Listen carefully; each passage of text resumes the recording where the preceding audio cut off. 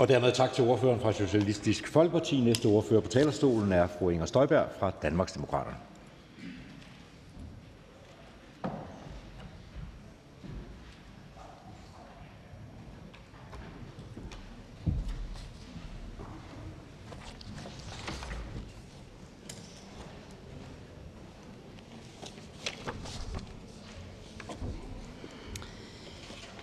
Da jeg stiftede Danmarksdemokraterne, så var det blandt andet fordi, at jeg oplevede, at forbindelseslinjerne imellem land og by, København og resten af landet, eliten og befolkningen var blevet svækket. Den tid, der er gået siden da, har desværre ikke ændret min opfattelse af den sag. Tværtimod, så står vi her i dag til det, der jo sandsynligvis bliver den sidste åbningsdebat i Folketinget, før at Venstre, Moderaterne og Socialdemokraterne, og muligvis også andre partier, indfører en CO2-afgift på landbruget. En afgift, der kommer til at koste i tusindvis af arbejdspladser i vores landdistrikter. For Danmarksdemokraterne, der er kampen mod CO2-afgiften på landbruget en af de allervigtigste sager i den kommende folketingssamling. For os, der markerer indførelsen af en CO2-afgift på landbruget endnu et øksehug mod sammenhængskraften i vores land. Og selvom at alle partier herinde stort set holder skåltaler om, at Danmark skal hænge bedre sammen, så ser vi igen og igen og igen, at der bliver truffet beslutninger, der trækker Danmark endnu mere skævt. Regeringen startede med at annullere udflytningen af en række velfærdsuddannelser. I Rebild der havde man sågar fundet nogle lokaler, som pædagoguddannelsen skulle være i, da regeringen med et pennestrøg besluttede at slukke drømmen. Man har vedtaget en vejafgift for lastbilerne, der gør det dyrere at drive virksomhed i landdistrikterne, og som rammer geografisk skævt. Lastbilafgiften kommer til at koste Sønderjylland 800 millioner kroner, mens regningen i København kun bliver 90 millioner kroner. Man har lavet en postaftale, der gør, at man jo nu gør op med flere hundrede års gammelt princip om, at man kan få bragt sin post ud i hele landet på ens vilkår.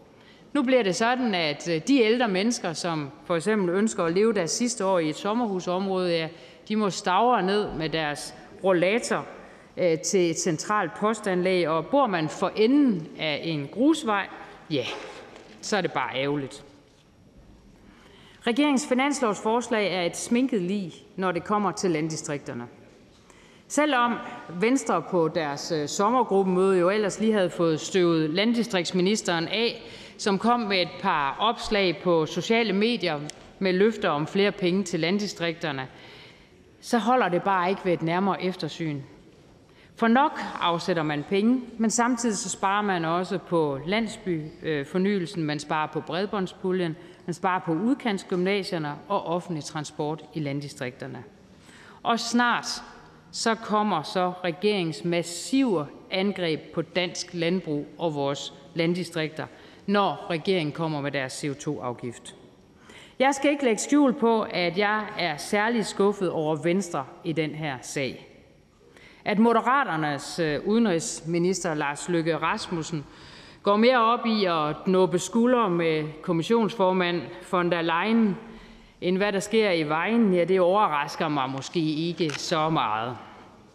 Men at et parti med 150 års historie, født ud af landbruget, vil gå enegang i Europa og påføre vores gode danske landmænd en afgift, der i massiv omfang vil forringe deres konkurrenceevne og dermed også koste i tusindvis af arbejdspladser i landdistrikterne.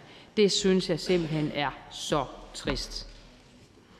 Det er jo nemt nok at sidde i løvens hule og mene, at vi alle sammen skal leve af bælgfrugter. Men danskerne stopper altså ikke med at drikke mælk, spise kød og ost, fordi vi pålægger dansk landbrug en afgift. Det eneste, der med sikkerhed kommer til at ske, det er, at udenlandske varer kommer til at fylde mere i køledisken, når danske landmænd drejer nøglen om. Det er jo heldigvis ikke, fordi der ikke også er nogle fornuftige stemmer i Venstre, fordi det er der. De prøver også på at råbe ledelsen op. Jeg er for eksempel fuldstændig enig med tidligere formand for Landbrugsrådet og medlem af Venstres forretningsudvalg og hovedbestyrelse, hr. Peter Gæmelke, når han siger, og jeg citerer: "Fødevareerhvervet er ikke kun den simple bondemand. 3 gange så mange er ansat, enten med at køre foder, forarbejde produkter eller andet. Danish Crown lukkede i Sæby. Folk stod og græd, og jeg forstår dem godt. Hvis man indfører en CO2-afgift i morgen, så kommer der mere af den slags, og det kan jeg ikke leve med." Citat slut. Det kan Danmarksdemokraterne heller ikke leve med, og derfor så kommer vi også til at sige blankt nej til en CO2-afgift på landbruget. Jeg er også enig med Venstres europaparlamentariker Asger Christensen, når han siger, at det er en tudehamrende tosset idé at indføre en CO2-afgift på landbruget. Danmark er et landbrugsland. Det har vi været historisk set, og det skal vi også være i fremtiden. Der findes kun ét eneste land på hele jordkloden, der planlægger at indføre en CO2-afgift på landbruget. Det er New Zealand, og den er ovenikøbet mig bekendt blevet sat på pause, fordi den stort set er umulig at indføre, og det var i øvrigt meget, meget mindre i sin idé, end det, der er lagt op til her. Så hvorfor ikke slå koldt vand i blodet? Hvorfor ikke fortsætte ad den vej, som vi allerede er på, hvor landbruget frivilligt år efter år omstiller deres produktion til at blive mere klimavenlig? Ifølge statsministeren, jamen, så vælter vi os i penge. Så hvis der er behov for investeringer i forskning, flere konsulenter til at tage lavbundsjord ud eller noget lignende for at gøre landbruget mere klimavenligt, så kunne vi jo bruge det tilsyneladende astronomiske høje råderum, som vi har, frem for at jage vores landbrugsproduktion direkte ud af landet. Dansk landbrug er allerede blandt de mest klimavenlige i hele verden. Så vi får altså bare ikke bedre klima i verden ved at nedlægge dansk landbrug.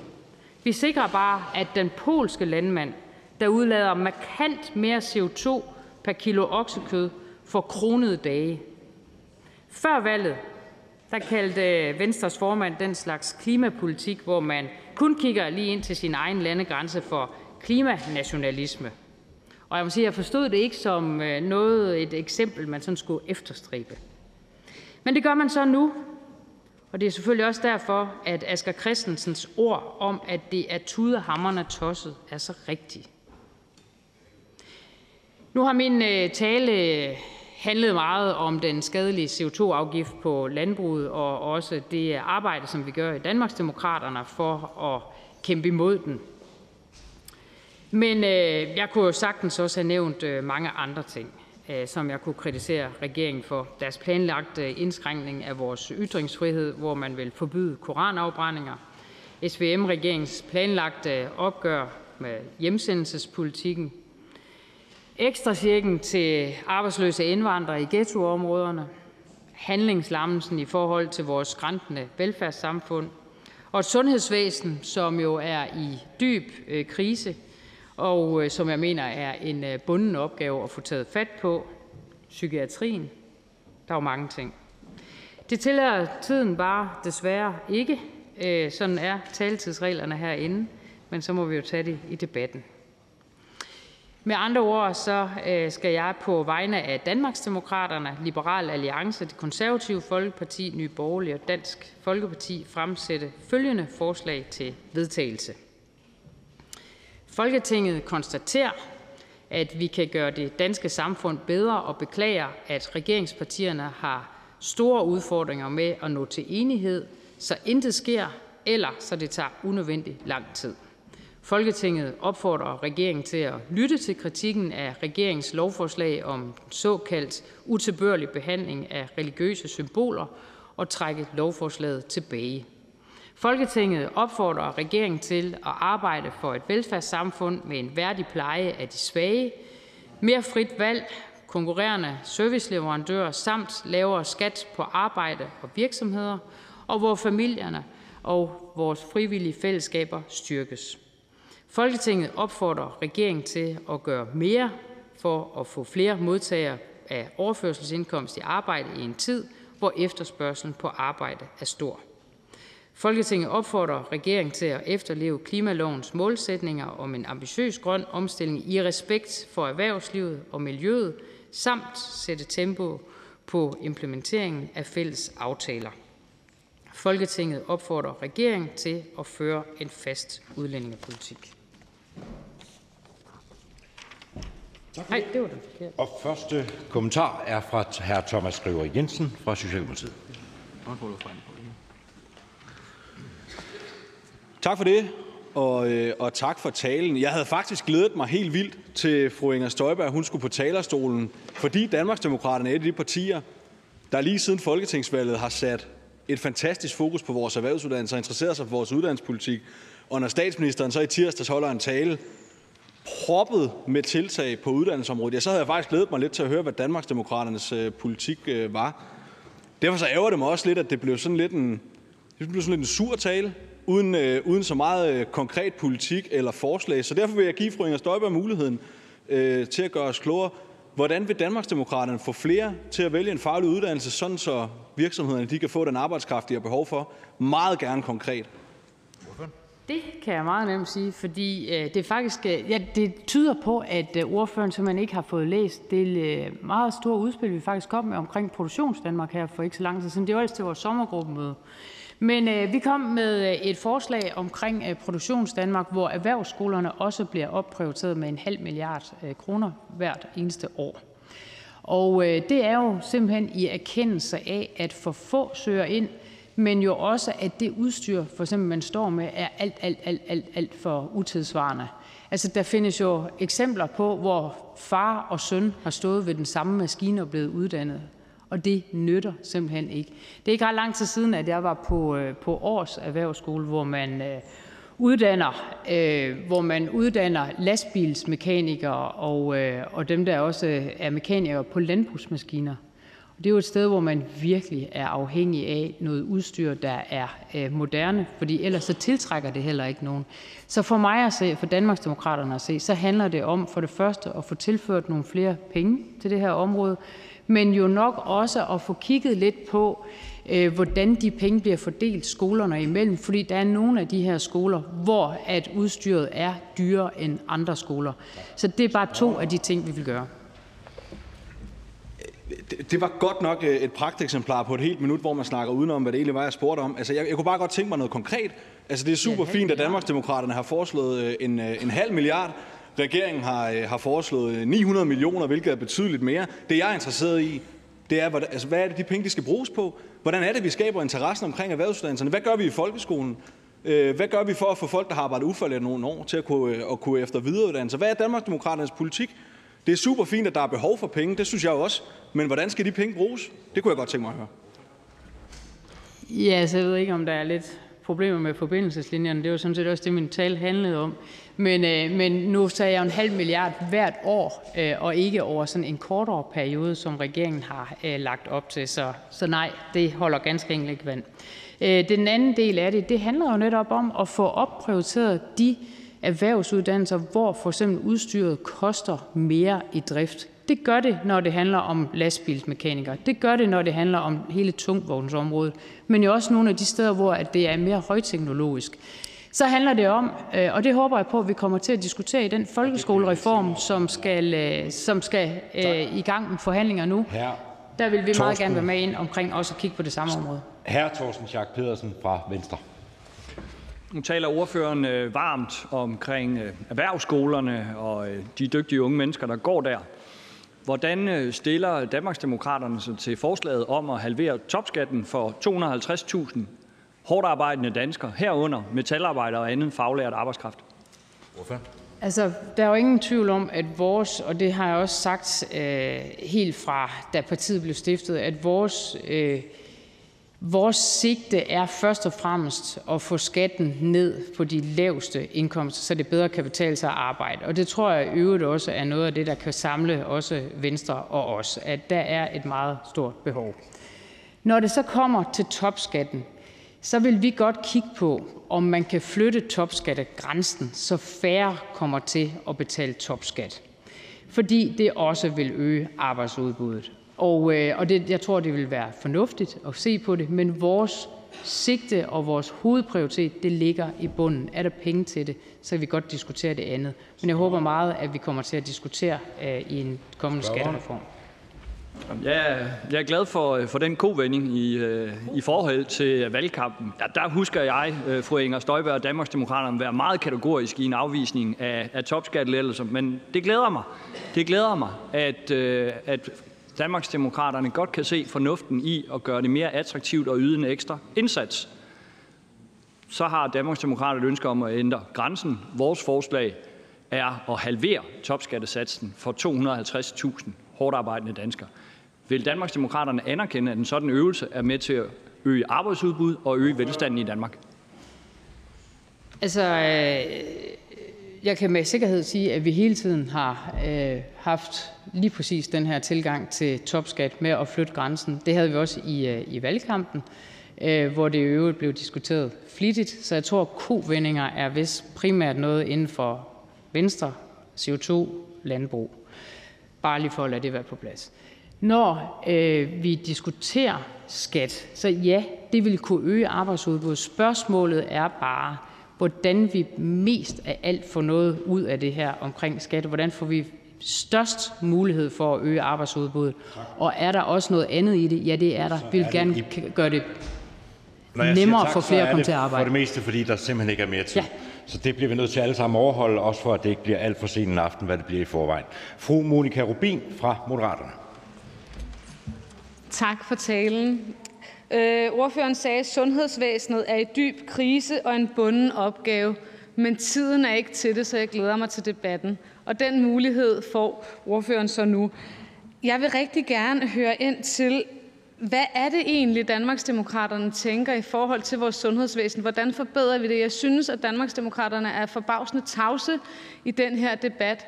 Hvordan sikrer vi mere sammenhæng på tværs af de forskellige sektorer, altså i den her Bermuda-trekant, der bliver talt om?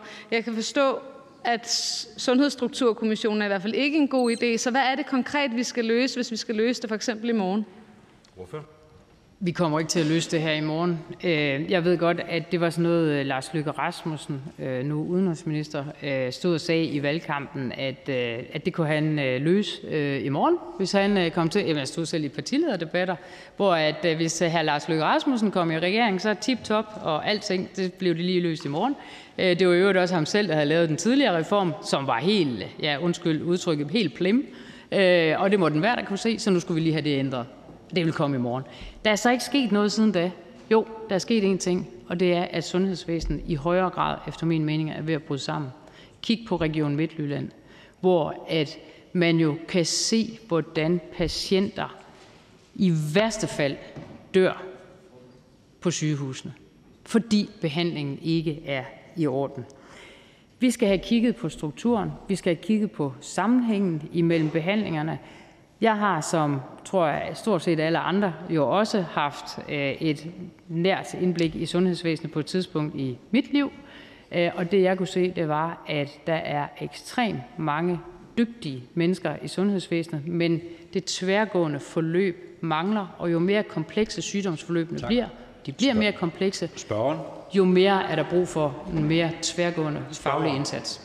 Mange tak for svaret, men jeg synes egentlig ikke, jeg fik svar på det helt konkrete. Hvad er det, vi skal gøre for at bedre det her?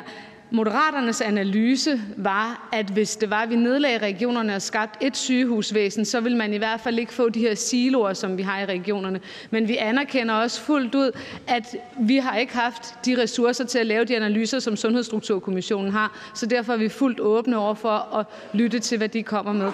Så jeg vil egentlig bare gerne spørge ordføreren, når nu Sundhedsstrukturkommissionen kommer med nogle anbefalinger, er der så noget specifikt, som Danmarksdemokraterne vil lægge mærke til?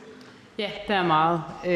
Jeg kan sige, at vi går ikke ind for, at regionerne skal afskaffes. Men når det er sagt, så er der ingen tvivl om, at man skal kigge på indholdet i regionerne, fordi der er nogle ting, der ikke spiller i dag. For eksempel så undrer det også mig, at vi har forskellige patientjournalsystemer i hele landet.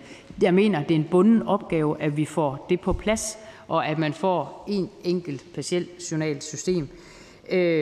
Så handler det selvfølgelig om, jeg tror, at vi kommer til at tilføre flere midler, også på det her område. Det handler om bureaukratiet. Man kunne se det i coronatiden, hvordan at det jo rent faktisk betød, når man selv kunne tilrettelægge sin arbejde, at man også fik mere fra hånden. Og så er det fru Signe Munk fra Socialistisk Folkeparti. Ja, jeg vil bare sige, det kan godt være, at ordføreren tænker, skal vi tale om det her igen på samme tid, så ikke helt samme sted, og så er det bare, ja, det skal vi, ordfører. Jeg vil nemlig gerne spørge ind til seniorpensionen, og det vendte vi også ved afslutningsdebatten, så det er derfor, at jeg lige deklarerer, det kan jeg faktisk godt huske. Men jeg tror, der er rigtig mange danskere, der blev ret lettet, da Danmarksdemokraterne i valgkampen sagde, at de ville stå vagt om seniorpensionen. Og derfor vil jeg egentlig bare høre, om Danmarksdemokraterne er klar til at kæmpe for den forbedring, der jo er blevet aflyst af regeringen, altså omkring arbejdsevnekravet, hvor der egentlig var en aftale om, at det skulle hæves fra de 15 til 18 timer, men nu er Socialdemokratiet jo løbet fra den aftale med den samlede regering, så er Danmarksdemokraterne klar til at kæmpe for seniorpensionen nok en gang? Jeg vil sige det sådan, jeg synes, det er lidt mere komplekst end som så. Helt grundlæggende, så må det være sådan, at man er nedslidt, så skal man ikke være på arbejdsmarkedet. Og så vil jeg også sådan helt grundlæggende sige, jeg synes, vi har mange ordninger. Vi vil gerne være med til at kigge på, om man kan slå nogle af ordningerne sammen, om man kan kigge på bureaukrati, om man kan kigge på alle de ting. Det vil vi meget gerne være med til. Men jeg vil ikke i dag stå og love, at vi vil ændre seniorpensionen i den ene eller den anden retning, og lige præcis med bestemte timetal.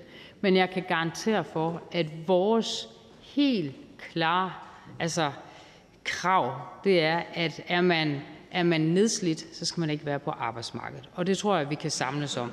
Hvordan ordningerne så skal skrues sammen, det vil vi gerne være med til at kigge på. Vi vil også gå meget konstruktivt ind i det, men endemålet må være, at man er nedslidt, så skal man ikke være på arbejdsmarkedet længere. Så skal man på en eller anden form for ydelse, der gør, at man kan komme væk fra arbejdsmarkedet. Spørgen.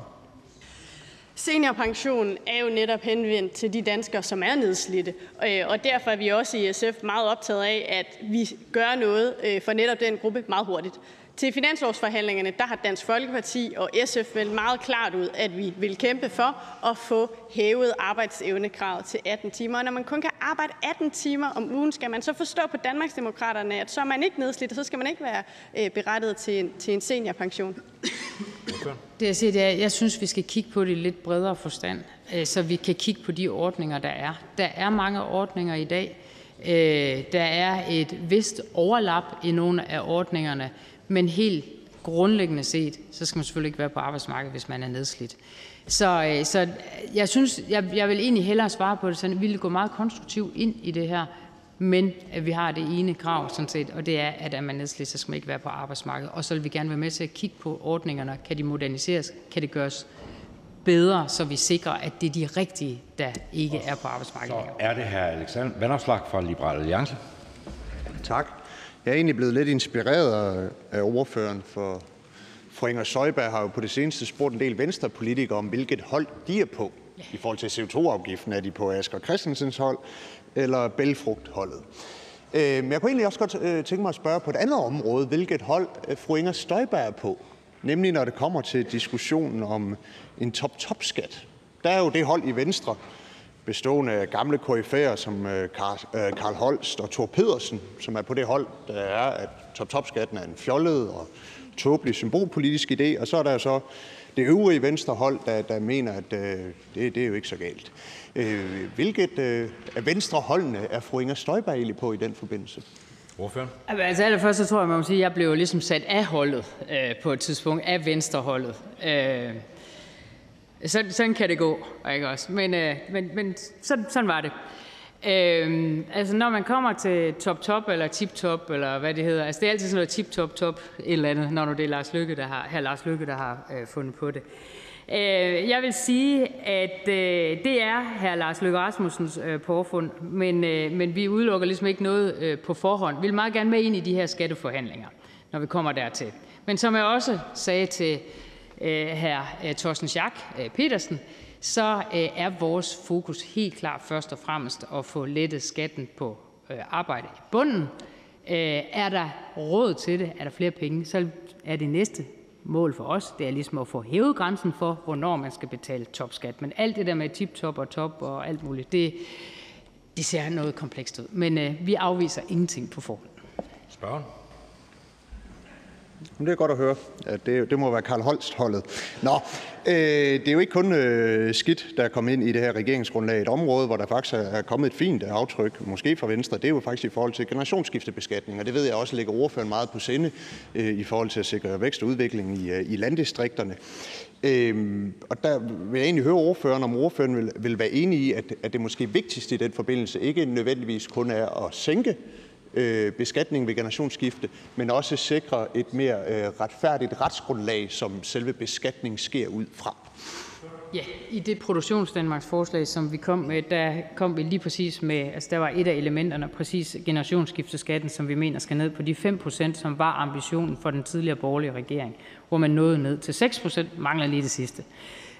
Men det har en meget, meget stor betydning, når et ungt menneske skal overtage familievirksomheden, om den er stor eller lille, så har det en enorm betydning. Det andet her, Vanopslagh peger på, ja, det bliver vi også nødt til at få set på, fordi vi kan simpelthen ikke byde unge mennesker, der skal ind og overtage en virksomhed, at selve grundlaget er uklart, og at man dermed skal bruge alle kræfterne på det, i stedet for at komme i gang med at drive den familievirksomhed videre, som man meget gerne vil drive videre.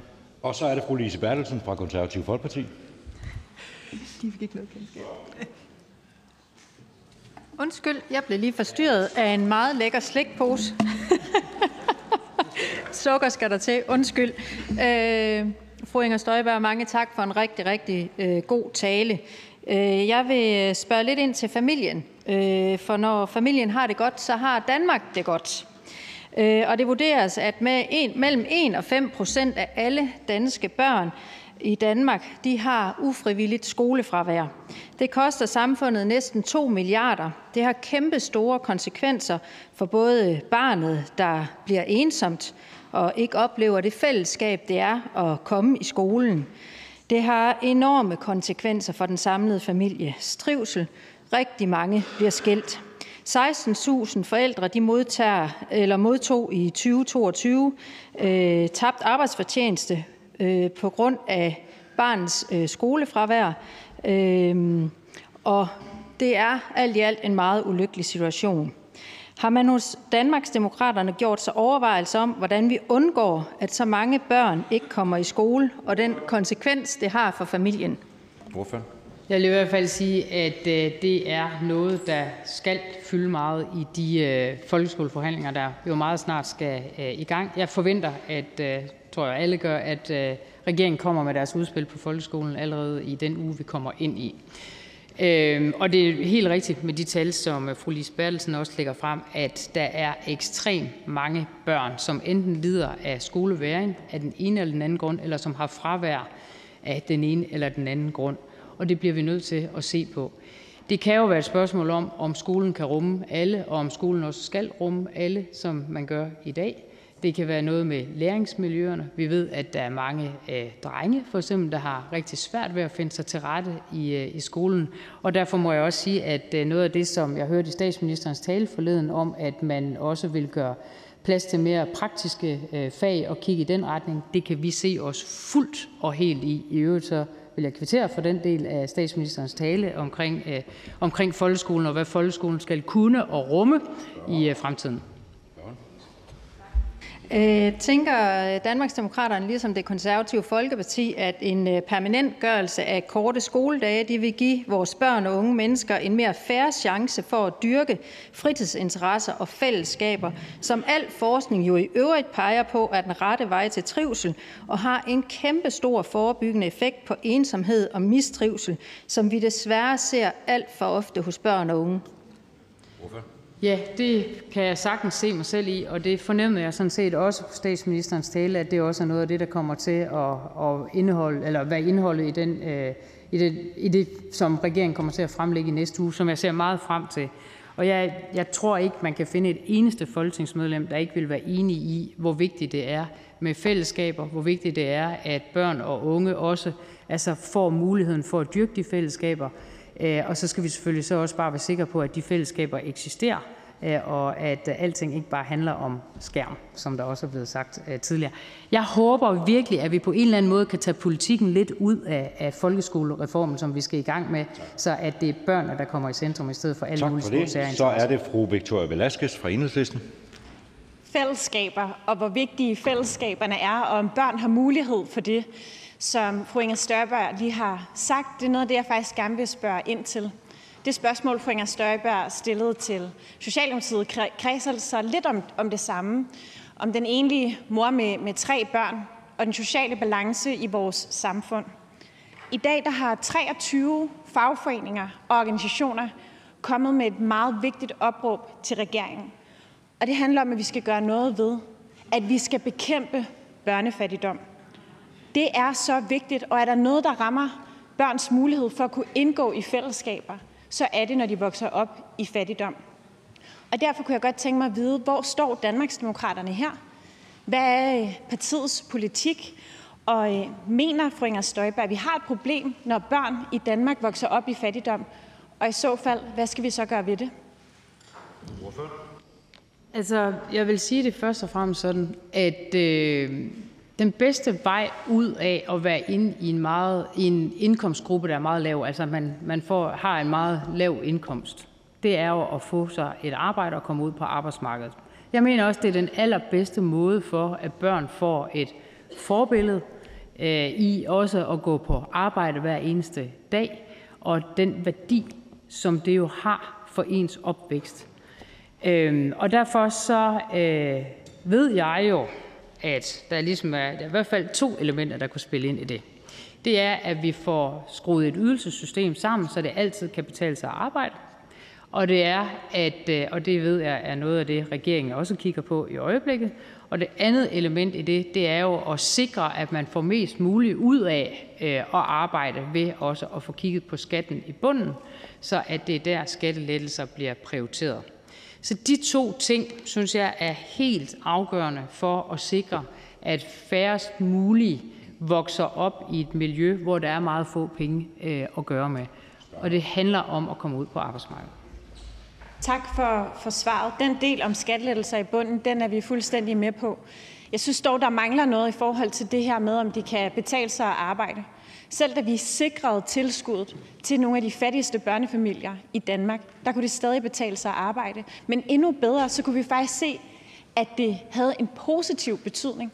Det at få flere penge mellem hænderne gav overskud til at kunne søge flere jobs. Og på en eller anden måde, så giver det jo sig selv, at hvis man ikke skal bekymre sig om, at køleskabet er tomt i slutningen af måneden, at barnet ikke kan gå til fodbold og de andre dele, så giver det overskud. Så skal vi ikke sikre, at vi holder hånden under de fattigste børn i Danmark? Jeg tror simpelthen også, det handler om den indsats, der er i arbejdsmarkedssystemet for dem, der nu står uden for arbejdsmarkedet, altså arbejdsløse. Og hvordan, altså det er jo blevet enormt rigid, og det er efterhånden blevet systemet, man tager mere hensyn til, end de mennesker, der er der. Og derfor skal vi også kigge på hele jobcenterområdet og have det forenklet. Så jeg er faktisk ikke helt enig med ordføreren i, at hvis man jeg er meget lidt enig i, at hvis man får højere overførselsindkomst, så vil det også gøre, at man har lettere adgang til at komme ud på arbejdsmarkedet. Jeg mener, at en aktiv arbejdsmarkedspolitik, et ydelsessystem, der altid gør, at det kan betale sig at arbejde, og så skattelettelser i bunden vil gøre det. Det er som om, at dem, der har været i Folketinget meget, meget længe, de ignorerer og opfatter et ur som vejledende. Det er det altså ikke. Her er det nu hr. Martin Lidegaard fra Radikale Venstre. Er det den her? Ja, det kommer jo næppe bag på nogen, at der er en hel del spørgsmål, som Inger Støjberg og jeg ser forskelligt på, herunder CO2-afgiften på landbruget. Men der er jo altså også ting, vi ser ens på, og jeg vil gerne kvittere for den virkelig gode tur, vi havde sammen til Lemvig i sidste uge, hvor vi jo har besluttet os for at stå sammen mod de nedskæringer, som regeringen lægger op til på de gymnasier, der ligger i yderområderne, og tværtimod gerne vil understøtte uddannelsesinstitutionerne der. Og jeg har været helt overvældet over den reaktion, vi har fået, i hvert fald i min indbakke, fra en lang række gymnasier, der ligger i yderområderne. Så det tror jeg, der er perspektiv i, og jeg tror også, vi kan vinde den. Men det, jeg vil spørge så fru Støjberg om, det er, kunne man forestille sig, at vi ligesom udvider det samarbejde til også at kigge på andre uddannelsesinstitutioner end gymnasierne i yderområderne? Jeg tænker for eksempel på velfærdsuddannelserne, hvor man jo forsøgte sig med en udflytningsplan, som vi var imod, som nu er trukket tilbage, men derfor er der jo stadig brug for velfærdsuddannelser i Udkantsdanmark. Ja, altså jeg må sige, det var jo ganske enkelt en meget ny oplevelse pludselig at stå side om side med en radikal på den her måde. Men altså, man kan åbenbart også lære gamle hunde nye tricks. Eller du tør snart ikke at nævne hunde i den her tid. Men når det er sagt, så må jeg sige, at der ser vi jo fælles på det. Og jeg tror, vi ser fælles på det, og det er jo så egentlig det, der var spørgsmålet. Jeg tror, vi ser helt fælles på vigtigheden af, at der også er uddannelser i yderområderne. Man kan se faktisk de steder, hvor man har flyttet uddannelser ud, at i hvert fald en del af stederne, at der simpelthen er en højere søgning til. I år har man lagt en social- og sundhedsafdeling af en skole der. Man kan se, at der kommer flere elever dertil, som sandsynligvis jo ellers ikke ville have fået en uddannelse. Så det har en stor betydning, men det koster. Og det er vi altså også villige med til at prioritere, fordi det er hamrende vigtigt, når vi skal have Danmark til at hænge sammen. Anden kort bemærkning? Ja, altså jeg er ikke overbevist om, at man med vold og magt skal skære på uddannelser i byerne for at gøre dem bedre i yderområderne. Men jeg er helt med på at udvide vores alliance til også at kigge på velfærdsuddannelser, også til at kigge på andre videregående uddannelser uden for de store byer. Og der er ingen tvivl om, at det koster mere på taxameteret, uanset om vi snakker gymnasier, eller velfærdsuddannelser, eller universitetsuddannelser. Jeg vil håbe, at det ikke skal ske på bekostning af uddannelser i byerne, for jeg tror, vi har råd til begge dele, og jeg synes, at alle unge i det her land, uanset hvor de bor, skal have en mulighed for en god uddannelse. Tak. Ordføreren? Og det er jeg fuldstændig enig i. Og så tror jeg i øvrigt, at det er vigtigt så også at få kigget på, at der ikke bare ligger en enkelt uddannelse. Fordi det er klart, at hvis man som ung skal have en uddannelse, så vil man også gerne, og det ikke lige er en af de allerstørste byer, så vil man også gerne have, at der er et ungdomsmiljø. Ellers så flytter man næppe det over, og det kan man simpelthen ikke få tænkt de unge i. Man kan se det i Hjørring, hvor de faktisk har haft relativt stor succes med det. For eksempel bioanalytikeruddannelsen, som ligger i fin campus sammen med andre. Så jeg synes, man skal lade sig inspirere af det.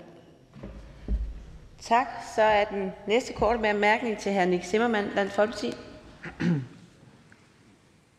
Ja, tak for det. Jamen, det er jo lidt i forlængelse af det, som SF spurgte ind til, nemlig omkring seniorpensionen, fordi det er jo noget af det allervigtigste, vi sådan set har for de allermest nedslidte danskere. Man skal huske, bare for at komme i betragtning til at komme på en seniorpension, så skal man altså være bevisligt nedslidt. Det er folk, der har en arbejdsevne på nuværende tidspunkt på omkring 15 timer om ugen. En aftale, vi jo så egentlig havde sammen med Socialdemokraterne om at sætte op til 18 timer. Altså, det er det, man maksimalt kan yde i arbejdsevne om ugen. Danmarksdemokraterne, de nævner så, at de måske er klar til at kigge på en aftale, hvor man egentlig afskaffer seniorpension, og det vil jeg sådan set bare spørge ind til. Er det rigtigt forstået, at man i Danmarksdemokraterne er med på at eventuelt at lave en sløjfning af seniorpensionsordningen? Ordføreren? Nej, altså, jeg tror bare, jeg vil gerne svare, ligesom jeg gjorde til SF, at for os, der er det vigtige, at man ikke er på arbejdsmarkedet, hvis man er nedslidt. Så skal der være en ordning. Jeg vil så også sige, at jeg synes også, der er mange ordninger i dag, og det er bare ikke sikkert, at de spiller helt optimalt sammen. Så måske skulle man prøve at kigge på ordningerne lidt bredere set, i stedet for bare lige at kigge på seniorpension, og så om man skulle flytte timegrænsen der. Men endemålet og kravet fra vores side, det er, at hvis man er nedslidt, så skal man ikke være på arbejdsmarkedet længere. Og det har jeg en fornemmelse af, at der står vi ikke særlig langt væk fra hinanden. Om det så hedder det ene eller det andet, det er måske ikke det, der er det allervigtigste for os, men at systemet er til at finde ud af, og så at man får muligheden for en ordentlig og værdig tilbagetrækning fra arbejdsmarkedet, hvis man er nedslidt. Spørgeren for anden kort bemærkning. Jamen, det var jo sådan set en ordning, der var sikker lige indtil Socialdemokraterne valgte at løbe fra et valgløfte og nu går ind for at afskaffe seniorpension. Så var det jo rent faktisk noget, som havde givet rigtig mange danskere ro på. Fordi dem, der har en arbejdsevne på de her maksimalt 15 timer, de kan da sørme ikke have det ret godt lige nu rundt omkring i hele landet. Nu hvor de ved, at den ordning, som de måske har gået og set frem til at komme på, den rent faktisk bliver afskaffet. Så jeg synes, at det er da dybt problematisk, hvis Danmarksdemokraterne åbner op for eventuelt at gå med i en aftale omkring en afskaffelse. Det vil jeg da synes var yderst bekymrende. Ordføreren? Jeg tror, det er lidt en overfortolkning af det, jeg sagde. Fordi det, jeg sagde, det var, at det er helt afgørende for os, at man ikke er på arbejdsmarkedet, hvis man er nedslidt, men at man så netop får en værdig afgang fra arbejdsmarkedet. Og det vil vi meget gerne være med til at kigge på. Og at det tror jeg i øvrigt, at vi er relativt fælles om. at det må være endemålet på det her. Så altså for os, der vil jeg bare sige, der er det afgørende, at der er ro på det her område, og jeg er heller ikke meget fidus til det der med, at man hele tiden kaster de her ordninger op og skaber den utryghed, som hr. Nick Zimmermann også så rigtig omtaler. Fordi det skaber utryghed, når man gør det her. Så er det fru Nicoline Bentzen, Alternativet. Værsgo. Tak for talen. Dansk landbrug er en af de mest klimaudledende i verden, hvis det står til mig. Set i forhold til hele vores land, så står det for en tredjedel af vores samlede udledning af drivhusgasser. Så mener ordføreren ikke, at det er relevant, at man skal lægge en CO2-afgift ned på landbruget for faktisk at nå i mål med vores klimamål og gøre noget for den grønne omstilling? Ordføreren? Nej, jeg mener ikke, at en CO2-afgift på landbruget er en god idé. Og hvis man bare lige skal prøve at tage nogle tal, så Venstres europaparlamentariker Asger Christensen har lagt tallene frem fra sin egen gård for, hvor meget CO2 han udleder per liter mælk, han afleverer til mejeriet. Og han udleder 0,91 kilo CO2 per liter mælk. Hvis man kigger på verdensplan, så udleder man 2,9 kilo CO2 per liter mælk. Så det vil sige 2 kilo CO2 mere per liter mælk. Og hvis Asger Christensen han lukker sin gård, så vil den mælk jo blive produceret i et land, hvor udledningen af CO2 er meget højere. Og derfor så vil det ikke være godt for klimaet på verdensplan. Og jeg tænker, at hvis der er noget, som man kan sige, der er vigtigt, at man handler sammen om, så er det klima, fordi det kender ingen grænser, som bekendt. Så derfor vil det være tudehamrende tosset med Asger Christensens ord at pålægge en klimaafgift på landbruget. Jeg skal høre, om der ønskes anden kort bemærkning. Værsgo. Ordføreren bliver ved med at hævde, at vi har en af Danmarks mest klimavenlige landbrug. Jeg er ikke enig i den påstand, og det samme er Concito og flere eksperter heller ikke. Der er simpelthen ikke belæg for at sige, at vi har en af verdens mest klimavenlige landbrug. Så derfor vil jeg igen spørge ordføreren, om ikke det er relevant at lægge en CO2-afgift på landbruget for at sikre, at det bliver mere plantebaseret og mere regenerativt. Ordføreren? Jamen altså, prøv at høre, vi kommer simpelthen ikke til at drikke havredrik alle sammen. Jeg kan lige så godt sige det, at spise bælgfrugter alle sammen. Altså, det må man jo gerne spise og drikke, hvis det er det, man vil. Men man kommer bare heller ikke uden om, at dansk landbrug, hvis du kigger på Asger Christensens tal, altså det er jo ikke fup og fidus, det er jo rigtige tal. Han udleder meget mindre CO2 per liter mælk, end man gør på verdensplan. Og nej, det er ikke fup og fidus. Det er rigtige tal, det her, og det er derfor, det er tudehamrende tosset at få nedlagt dansk landbrug, for så at få produceret mælken i Polen eller andre steder. Tak. Så er det hr. Kim Edberg Andersen, Nye Borgerlige. Værsgo. Tak for det, og tak til ordføreren for at være forkæmper for, at jeg ikke behøver at leve af bælgfrugter og havredrik. Det er jeg meget glad for, og jeg vil også svinde ind til nærmest ingenting, hvis jeg blev tvunget til kun at leve af det. For at fortsætte ud af et spor, som egentlig er usædvanligt for mig, så vil jeg faktisk både rose ordføreren, men også statsministeren i forhold til, at vi skal kigge ind i skolerne. Og det skal vi forhåbentlig gøre, uden at være ideologiske og politiske, men med børnene for øje. Og ud af den tangent, da vi snakkede takster på, for eksempel på gymnasierne, så er virkeligheden jo også, at vi måske også skal kigge på de takster, vi er villige til at betale for at have skoler i landsbyerne. For lige nu i vores region, de tre nævnte før, i vores region, der lukkes rigtig mange skoler, fordi kommunerne de mener, at centralisering det er for det bedste. Samtidig lukker vi skolerne, så de kan ikke komme i skole, så jeg ved ikke lige, hvem der havde tænkehatten på, da de fandt på det. Virkeligheden er til gengæld også, at det koster lidt mere per elev at have en skole i en landsby. Så når vi skal tale skoler, så synes jeg også, at vi skal tale sammen om, vi skal skoler uden for storbyerne også i landsbyen. Er Danmarksdemokraterne uenige i, at vi burde se på taksten også? Ordføreren? Jeg vil sige sådan, at jeg er ikke bekymret for at få ros af hr. Kim Edberg, men jeg er måske lidt bekymret for at få ros sammen med statsministeren af hr. Kim Edberg. Det er i hvert fald meget, meget sjældent, og så bliver jeg helt nervøs, når hr. Kim Edberg er så positiv, om der spiller noget bælgfrugt og noget ind i det. Men når det er sagt, jeg er 100% enig i, at det er afgørende, at der også er folkeskoler i landdistrikterne. Og ja, der er heller ingen tvivl om, at det kan også komme til at koste lidt mere. Men det, man bare skal se på, det er, vil vi holde landdistrikterne og yderområderne, vil vi holde liv i det, eller vil vi ikke? Når først skolen lukker, så kan jeg garantere for, så vil man kan se den der fraflytning fra et område, fordi det betyder uendelig meget, om man har 5 eller 8 kilometer til skole, eller om man har 20 kilometer til skole, når man ikke er ældre end de børn, der går i folkeskole. Jeg er 100% enig med hr. Kim Edberg i det. Ordfører for anden kort bemærkning. Tak for det. Så går vi et andet sted hen, fordi at min partiformand, forhåbentlig kommende partiformand, nævnte jo tidligere, at der skulle til at være testcenter for vindmøller i Vadehavet, og det er vi ikke vilde med. Også fordi, at vi i Nordjylland, vi ved jo, hvor høje de møller de bliver. Vi har Østerild deroppe, og vi kan se, at i Østerild, der er der nogle møller, de er jo knap 300 meter høje, og der kan I gå ud og skridte af, hvor langt det egentlig er. Er fru Inger Støjberg enig i, at nu der var en snak om, at vi skulle bare bide det i os? Det var fra Moderaternes ordfører, som sagde, at det måtte vi bare lære at leve med. Er Danmarksdemokraterne enige i, at vi skal lade være med at pille med borgernes lov til at gøre indsigelse og anke imod? Så er det ordføreren. Ja, altså jeg må sige, jeg synes også, at det var en mærkværdig udtalelse. Og især når man lige kigger lidt på tallene. Hvis vi tager de 34 hovedstadskommuner, der er, hvor mange kommuner man så har udlagt noget areal til netop noget vedvarende energi? 4. 4 ud af 34 kommuner. Og jeg må bare sige, når jeg bevæger mig rundt, så kan jeg simpelthen ikke frelægge mig, at det er lige præcis i de 34 hovedstadskommuner, at man står og råber allermest på flere vindmøller, flere solceller. Altså, så må man jo også selv lægge tage og områder til, når det er, at der skal rejses noget af det her. Og så skal borgerne altså høres noget mere og kompenseres. Tak. Så er det fru Camilla Fabricius fra Socialdemokratiet. Værsgo.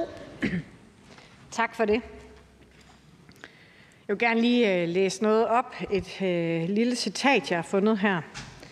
Det er simpelthen vanvittigt, at jeg har vundet. Jeg er glad og føler, at jeg har lært en masse, og jeg glæder mig enormt meget til at skulle i gang med at træne til EM i skills. Det kommer fra en, som ikke er omtalt i Produktionsdanmark, men som går på en erhvervsskole. Nemlig hende, der stiller op i DM i skills for sosuer. Og jeg vil bare høre ordføreren, om hun ikke tænker, at vi også skal huske alle de erhvervspersoner, som går på de erhvervsuddannelser, som kommer til at hjælpe os på velfærdsområderne, som vi har brug for, og som vi har brug for at understøtte. Ordføreren? Det kan jeg garantere fru Camilla Fabricius for, at jeg er 100% enig i. Og jeg var så heldig, så jeg var til DM i skills, i øvrigt sammen med fru Karina Adsbøl, der sidder i formandsstolen nu.